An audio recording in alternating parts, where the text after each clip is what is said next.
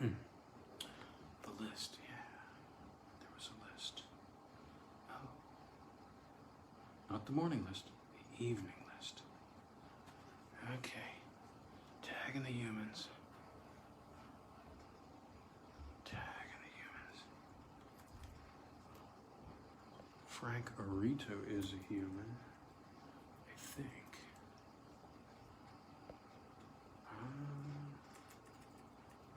Not all of my pals are humans.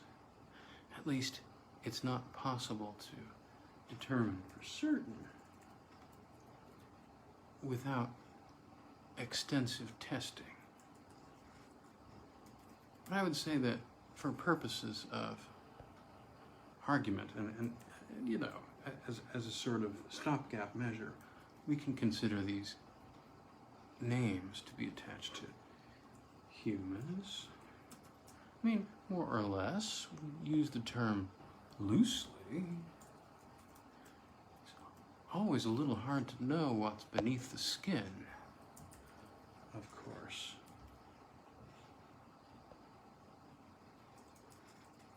Shout out to the babysitter I had as a child who let me watch V. Thanks, Dan. Seriously, man. All right.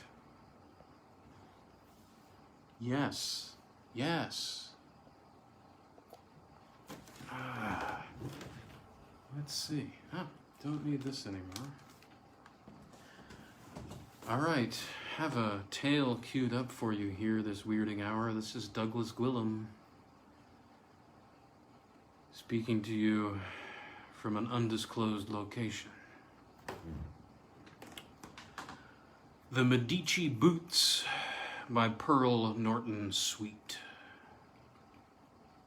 For 50 years, they lay under glass in the Dickerson Museum, and they were labeled the Medici Boots.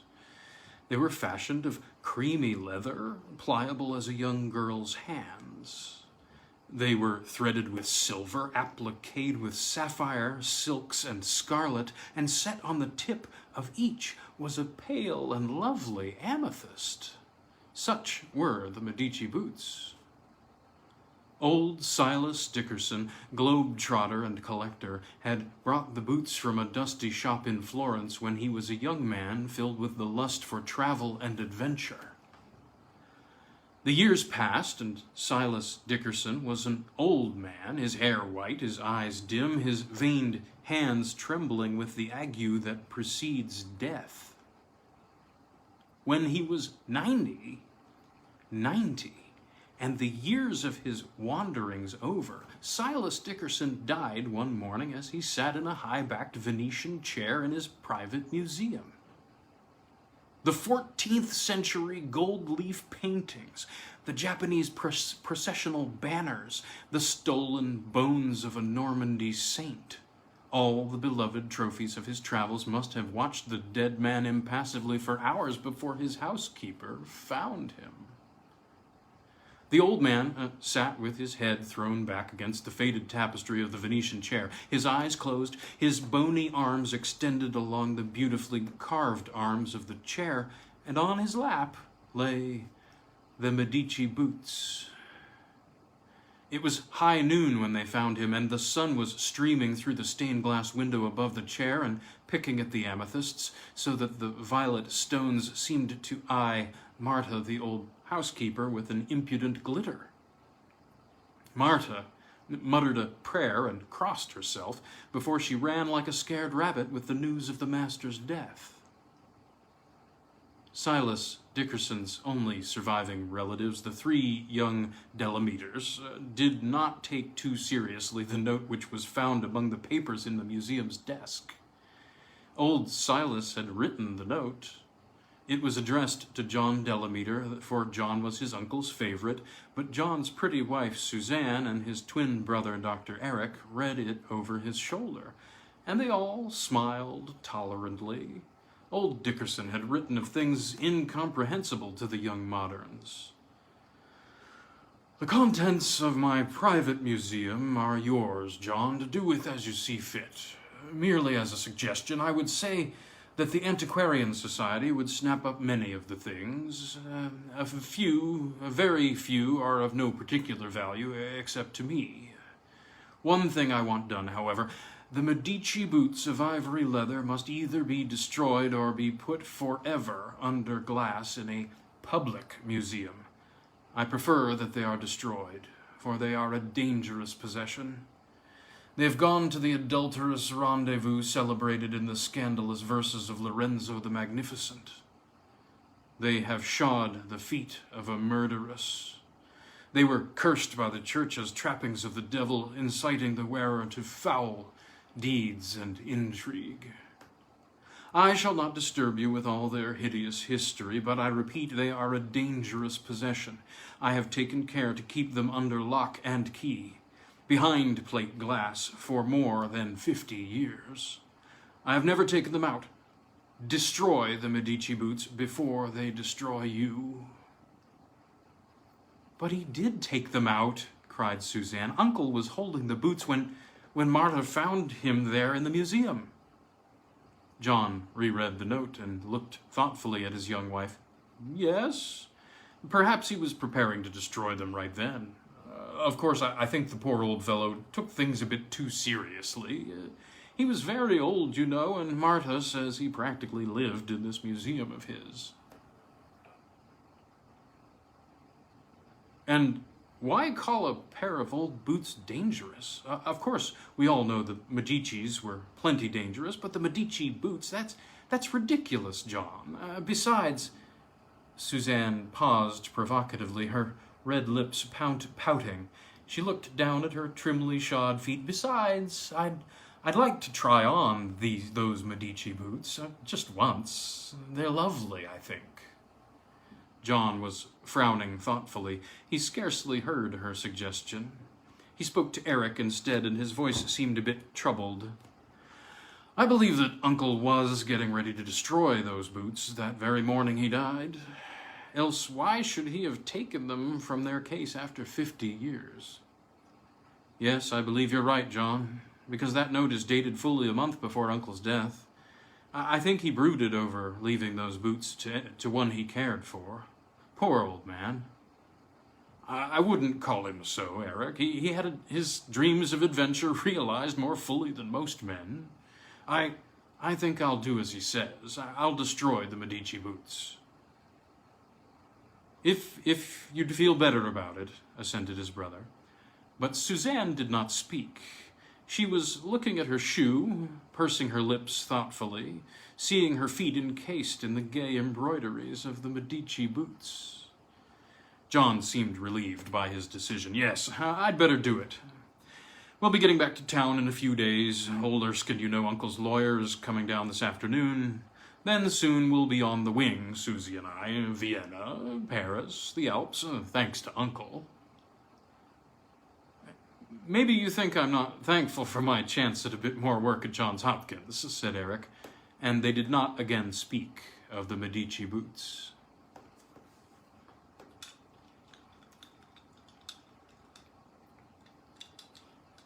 The deaf old lawyer of the Dickerson estate arrived, and Suzanne, with the easy capability that was part of her charm, saw that he was made comfortable.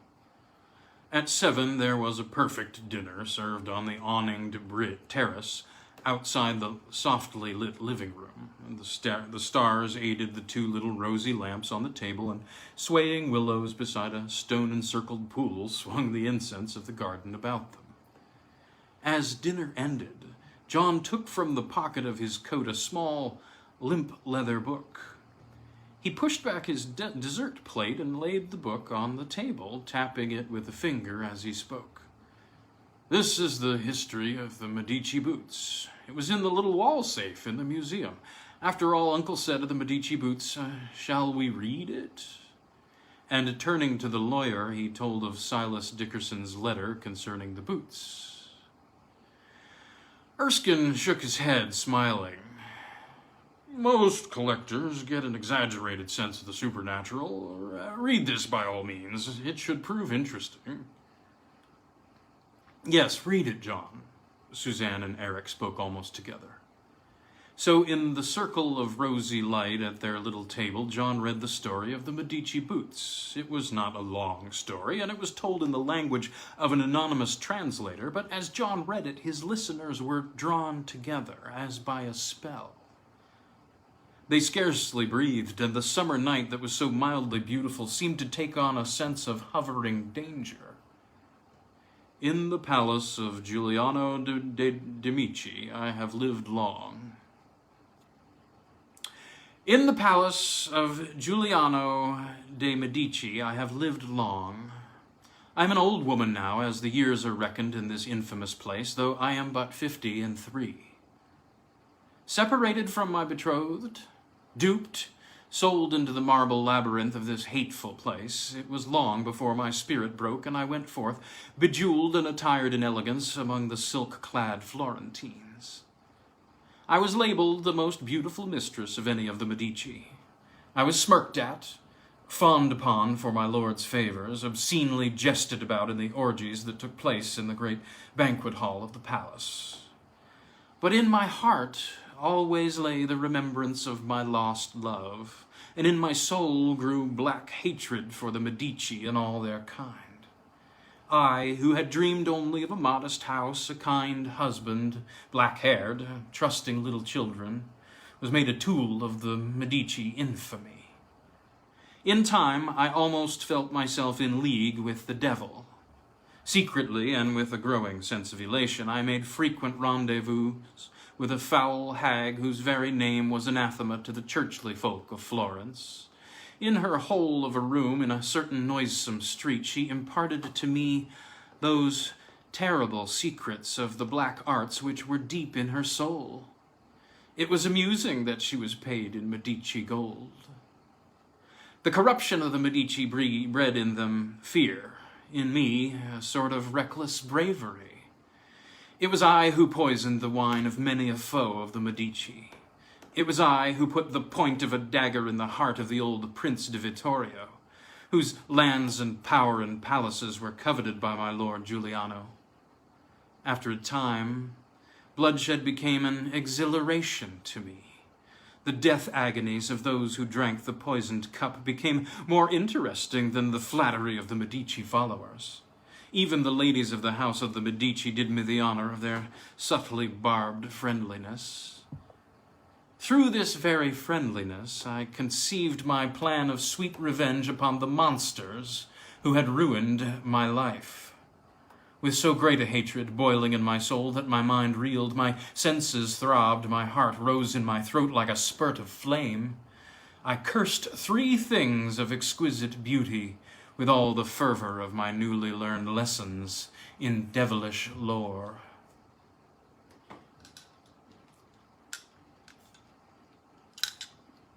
These 3 beautiful objects I presented to 3 ladies of the house of Medici, presented them with honeyed words of mock humility. A necklace of jeweled links. I pledged myself to the devil and willed that the golden necklace would tighten on the soft throat of a lady of the Medici while she slept and strangle her into black death. A bracelet of filigree and sapphires to pierce by its hidden silver needle the blue vein in a white Medici wrist, so that her life's blood would spurt and she would know the terror that the house of the Medici gave to others.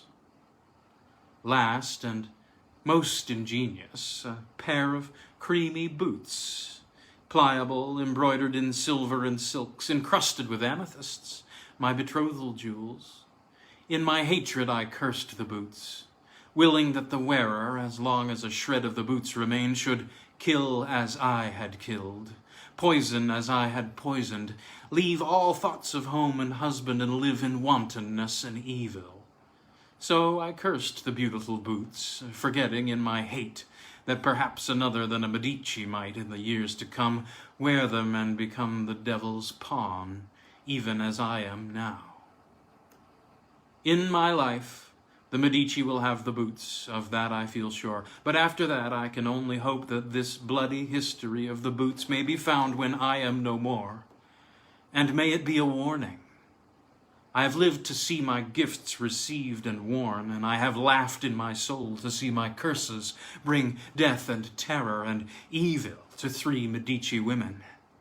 I know not what will become of the golden necklace, the bracelet, or the boots. The boots may be lost or stolen, or they may lie in a Medici palace for age on age. But the curse will cling to them till they are destroyed.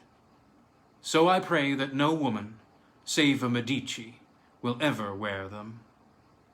As I live and breathe and do the bidding of the lords of Florence, the accursed Medici, I have told the truth. When I am dead, perhaps they will find this book, and in hell I shall know and be glad. Maria Modena di Cavour, Florence, 1476. Phew, said old Erskine. John laughed. I don't suppose this charming history would have been any more thrilling if I had read it from the original book in Italian, of course. Wonder where Uncle got it. There was no mention of it being in the library, but there it was. Now, will you destroy those boots? Asked Eric, and he was not entirely in jest. But Suzanne said laughingly, not before I find out if the Medici lady had a smaller foot than I. Are they still in the museum, John? Never you mind, my dear. They're not for the likes of you. Oh, don't be silly, John. This is 1935, not the 15th century. And they laughed at Suzanne's earnestness. The book that held the story of the Medici Boots lay on the white cloth, looking like a book of lovely verse.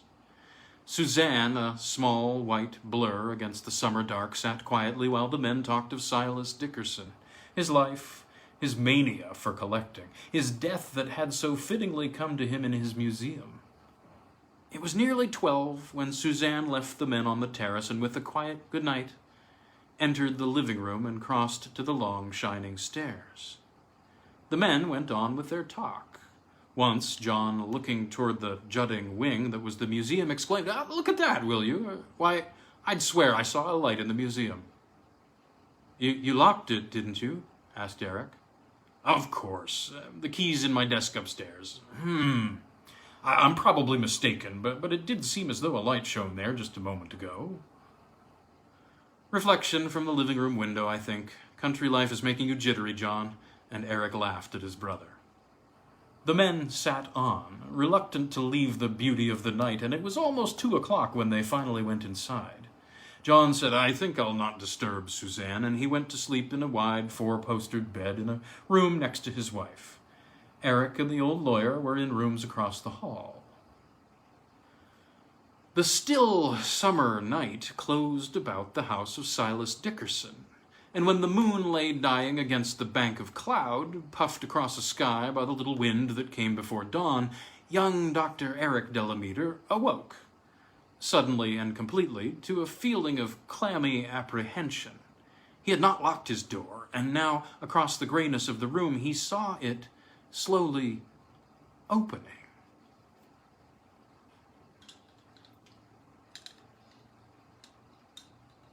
A hand was closed around the edge of the door, a woman's hand, small and white and jeweled. Eric sat straight and tense on the edge of his bed, peering across the room. A woman, young and slender, in a long trailing gown, came toward him, smiling.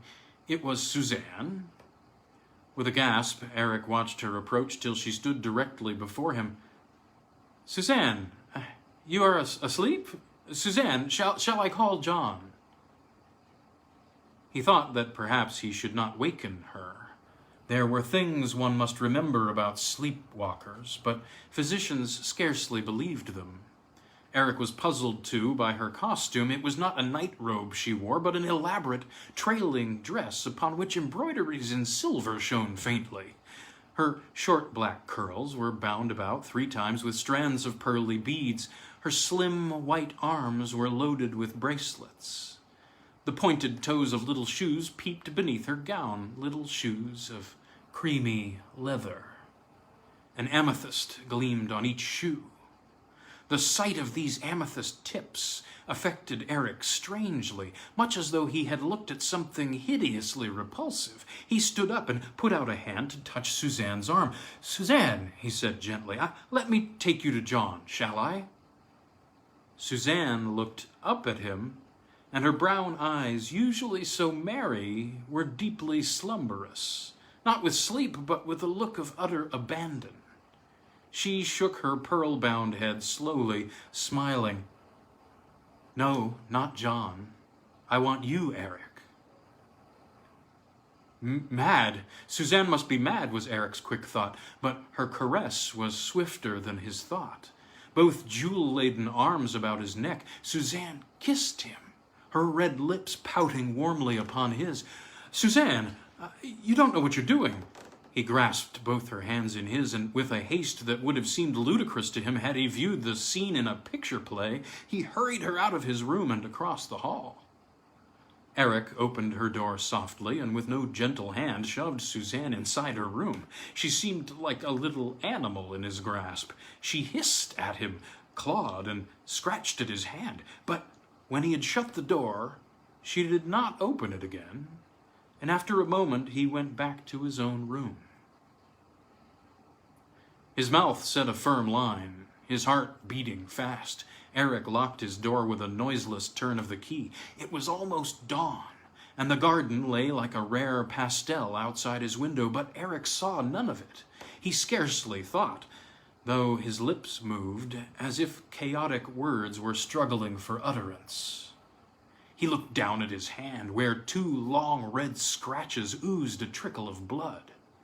After he had washed his hand, he lay down on his bed and covered his eyes with his arm against the picture of Suzanne. Above all else, there stood out the gleaming tips of her little shoes, as he had glimpsed them through the dim light of his room when she came toward him. She wore the Medici boots. The Medici boots. Suzanne must have taken them from the museum. Over and over he said it. The Medici boots. The Medici boots. Eric rather dreaded breakfast, but when he came down at 8 to the terrace, where a rustic table was set invitingly, he found John and the lawyer awaiting him. John greeted his brother affectionately. "Morning, old boy. I hope you slept well. Why so solemn? Feeling seedy?" No, I'm perfectly all right," Eric replied hastily, relieved that Suzanne was not present. He added with a scarcely noticeable hesitation, "Is Suzanne not coming down?" "No," replied John easily. "She seemed to want to sleep a while. Send her regrets. She'll see us at lunch." John went on. "I certainly had a nightmare last night. Thought a woman in a long, shining dress came into my room and tried to stab me. This morning I found that a glass on my bed table was overturned and broken, and by George, I'd cut my wrist on it." He showed a jagged cut on his wrist. "Take a look, Dr. Eric." Eric looked at the cut carefully. "Not bad, but you might have bled to death had it been a 1/4 of an inch to the left. If you like, I'll fix it up a bit for you after breakfast." Eric's voice was calm enough, but his pulse was pounding, his heart sick. All morning he rode through the countryside adjoining the Dickerson estate, but he let the mare go as she liked and where she liked, for his mind was busy with the events of the hour before dawn. He knew that the slash on his brother's wrist was made by steel, not glass. Yet when the ride was over, he could not bring himself to tell John of Suzanne's visit. She must have been sleepwalking, though I can't count for the way she was decked out. I've always thought Suzanne extremely modest in her dress, certainly not inclined to load herself with jewelry. And those boots, John must get them today and destroy them, as he said. Silly, perhaps, but... His thoughts went on and on, always returning to the Medici boots, in spite of himself. Eric came back from his ride at 11 o'clock. With as troubled a mind as when he began it. He almost feared to see Suzanne at lunch. When he did meet her, with John and Mr. Erskine on the cool, shaded porch where they lunched, he saw there was nothing to fear. The amorous, clinging woman of the hour before dawn was not there at all. There was only the Suzanne whom Eric knew and loved as a sister. Here, again, was their merry little Suzanne. Somewhat spoiled by her husband, it is true, but a Suzanne sweetly feminine. Almost childish in a crisp white frock and little low-heeled sandals. Their talk was lazily pleasant, of tennis honors and horses, of the prize delphiniums in the garden, and of the tiny Maltese kitten which Suzanne had brought up from the stables late that morning and installed in a pink-bowed basket on the porch. She showed the kitten to Eric, handling its tiny paws gently, hushing its plaintive mews with ridiculous pet names. Perhaps I'm a bigger fool than I know. Perhaps it never happened except in a dream, Eric told himself unhappily. And yet, he looked at the red marks on his hand. Marks made by a furious Suzanne in that hour before dawn. Too, he remembered the cut on John's wrist, the cut so near the vein. Eric declined John's invitation to go through the museum with him that afternoon. But he said with a queer sense of diffidence, "While you're there, John, you'd better get rid of the Medici Boots. Creepy things to have around, I think." "They'll be destroyed, all right, but Suzanne is just bound to try them on. I'll get them, though, and do as Uncle said." Eric remained on the terrace, speculating somewhat on just what John and Suzanne would do now that the huge fortune of Silas Dickerson was theirs. Eric was not envious of his brother's good luck, and he was thankful for his share in old Silas's generosity. At 5 o'clock, he entered the hall, just as Suzanne hurried in from the kitchen. She spread out her hands laughingly. "With my own fair hands, I've made individual almond tortonis for dessert. Cook thinks I'm a wonder. Each masterpiece in a fluted silver dish. Silver candles sprinkled on the pink whipped cream. Ho, ho." She made big eyes in mock gluttony. Eric forgot for a moment that there ever had been another Suzanne. "You're nothing but a little girl, Susie, you with your rhapsodies over pink whipped cream. But it's sweet of you to go to such trouble on a warm afternoon.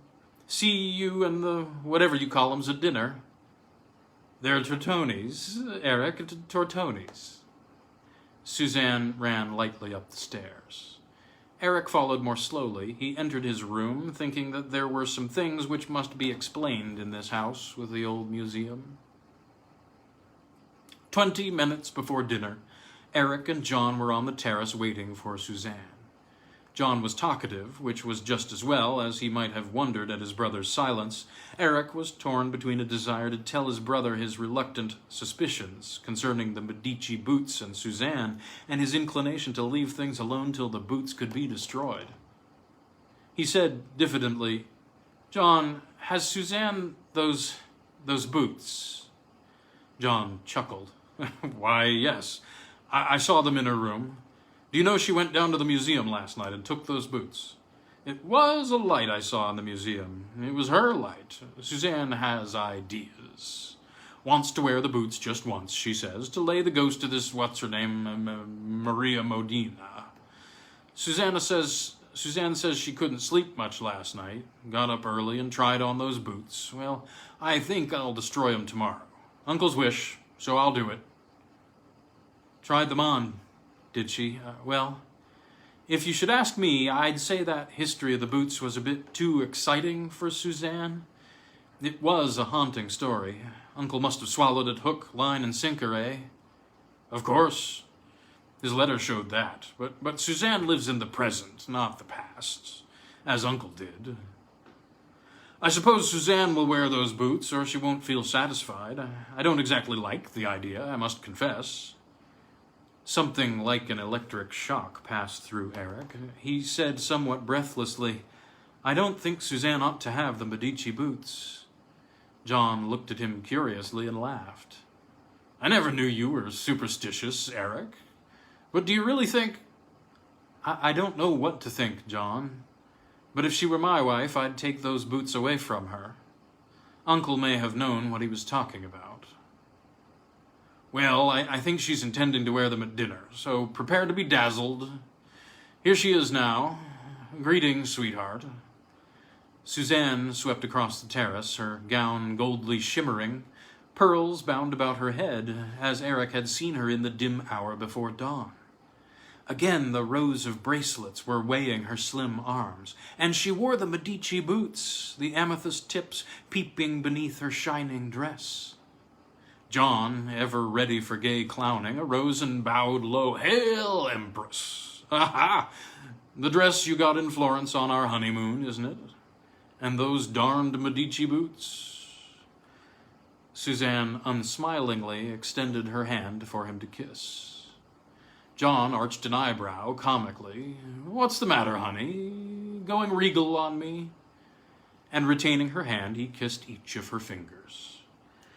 Suzanne snatched away her hand, and the glance she gave her husband was one of venomous hauteur. To Eric, she turned a look that was an open caress.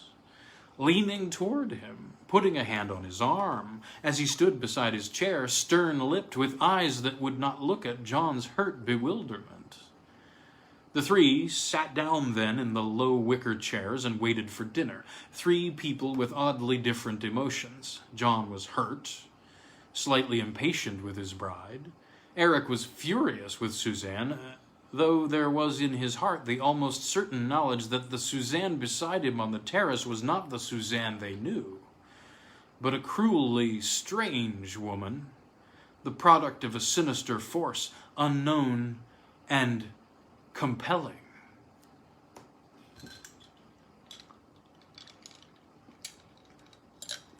No one, looking on Suzanne's red-lipped and heavy-lidded beauty, could miss the knowledge that here was a woman dangerously subtle, carrying a power more devastating than the darting lightning that now and then showed itself over the treetops of the garden.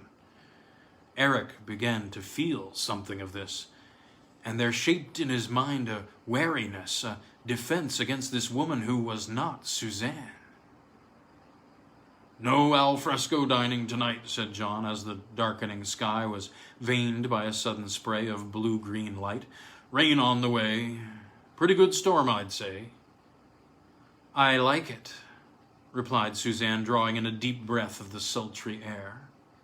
John laughed. Since when, sweetheart? You usually shake and shiver through a thunderstorm. Suzanne ignored him. She smiled at Eric and said in a low voice, And if I should lose my bravery, you would take care of me, wouldn't you, Eric? Before Eric could reply, dinner was announced, and he felt a relief and also a dread. This dinner was going to be difficult. John offered his arm to his wife, smiling at her, hoping for a smile in return, but Suzanne shrugged and said in a caressing voice, Eric? Eric could only bow stiffly and offer his arm. While John walked slowly beside them, his face thoughtful, his gay spirits gone. During dinner, however, he tried to revive the lagging conversation. Suzanne spoke in a staccato voice, and her choice of words seemed strange to Eric, almost as though she were translating her own thoughts from a foreign language. And finally, Suzanne's promised dessert came, cool and tempting in its silver dishes. Eric saw a chance to make the talk more natural. He said gaily, Johnny, your wife's a chef, a famous pastry chef. Behold the work of her hands. What did you say it was, Suzanne? This? I do not know what it is called. But this afternoon, as you were leaving the kitchen, didn't you say it was almond something or other? She shook her head, smiling. Perhaps it is. I wouldn't know. The maid had placed the tray with the 3 silver dishes of dessert before Suzanne, that she might put on them the final sprinkling of delicate silver candies. Daintily, Suzanne sifted the shining bubbles over the fluff of cream. Eric, watching her, felt very little surprise when he saw Suzanne with almost legerdemain deftness sift upon one dish a film of pinkish powder, which could not be detected after it lay on the pink cream. Waiting, he knew not for what moment, he watched Suzanne pass the silver dishes herself, saw her offer the one with the powdered top to John. And it was then that her attention was attracted by the entrance of the Maltese kitten. So tiny it was, so brave in its careening totter across the shiny floor, small tail hoisted like a sail, that John and Eric laughed aloud. Suzanne merely glanced down at the little creature and turned away. The kitten, however, came to her chair, put up a tiny paw, and caught its curved claws in the fragile stuff of Suzanne's gown. Instantly, her face became distorted with rage, and she kicked out at the kitten savagely and with set lips. It seemed to Eric that the amethysts on the Medici Boots winked wickedly in the light of the big chandelier. The kitten was flung some 10 feet away and lay in a small panting heap. John sprang up. "Suzanne, how could you?" He took the kitten in his arms and soothed it. "Why, its heart's beating like a trip hammer," he said. I don't understand, Suzanne." As the kitten grew quiet, he took a large rose leaf from the table flowers and spread it with a heaping spoonful of the pink cream from his dessert. Then he put the kitten on the floor beside it. "Here, little one, lick this up. It's fancy eating. Suzanne's sorry. I know she is." The kitten, with the greed of its kind, devoured the cream, covering its small nose and whiskers with a pinkish film. Suzanne sat back in her chair, fingering her bracelets, her eyes on Eric's face. John watched the kitten, and Eric watched too, watched tensely, for he sensed what would happen to it. The kitten finished the cream, licked its paws and whiskers, and turned to walk away. Then it spun around in a frantic convulsion, and in a moment lay dead on its back, its tiny fed tongue protruding, its paws rigid. Outside, the storm glowered, and in the chartreuse light of the forked lightning, the great chandelier was turned to a sickly radiance. Thunder rolled like muffled drums. Suddenly, Suzanne began to laugh, peal after peal of terrible laughter. And then, after a glare of lightning, the big chandelier winked out. The room was plunged into stormy darkness, and they could hear the rain lashing through the garden to hurl itself against the windows. "Don't be frightened, Suzanne." It was John's solicitous voice, and it was followed by a quick movement from Suzanne's side of the table. A sheet of blue-green light illuminated the room for an instant, and Eric saw Suzanne struggling in her husband's arms, one jeweled arm uplifted, and in her hand a shining dagger. With a bound that was almost involuntary, Eric reached them and struck at the knife in Suzanne's hand.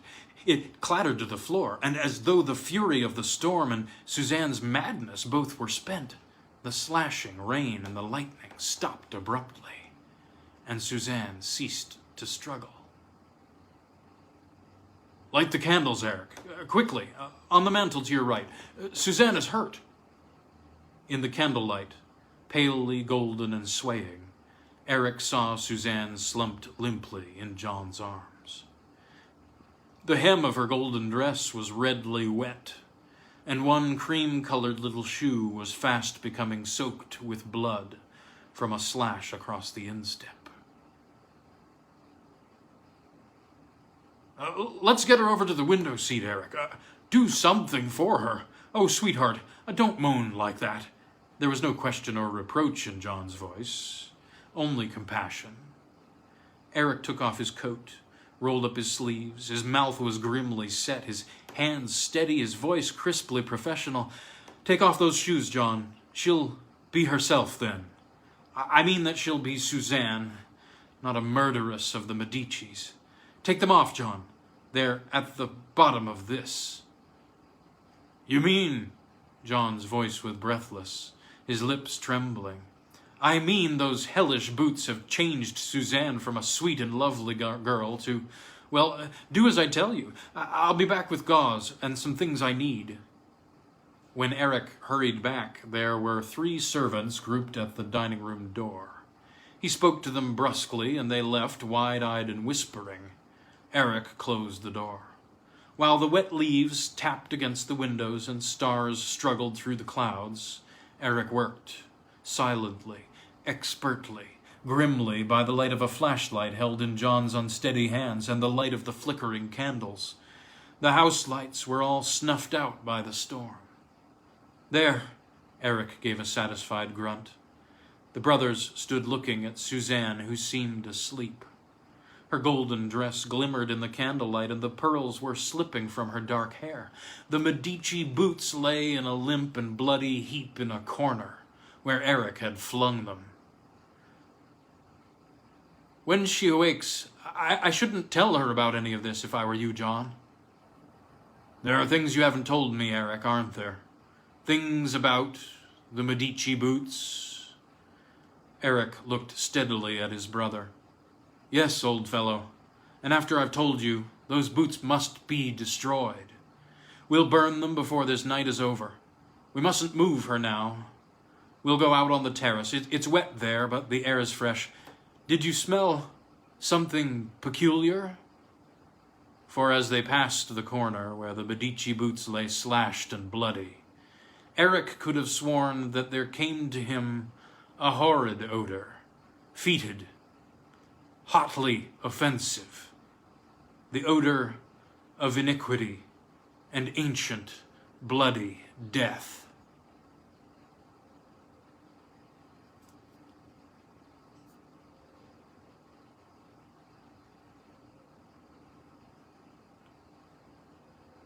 I'm Douglas Gwilym. You've been listening to The Medici Boots by Pearl Norton Swet, or Swet, I do not know. It's S-W-E-T is her last name.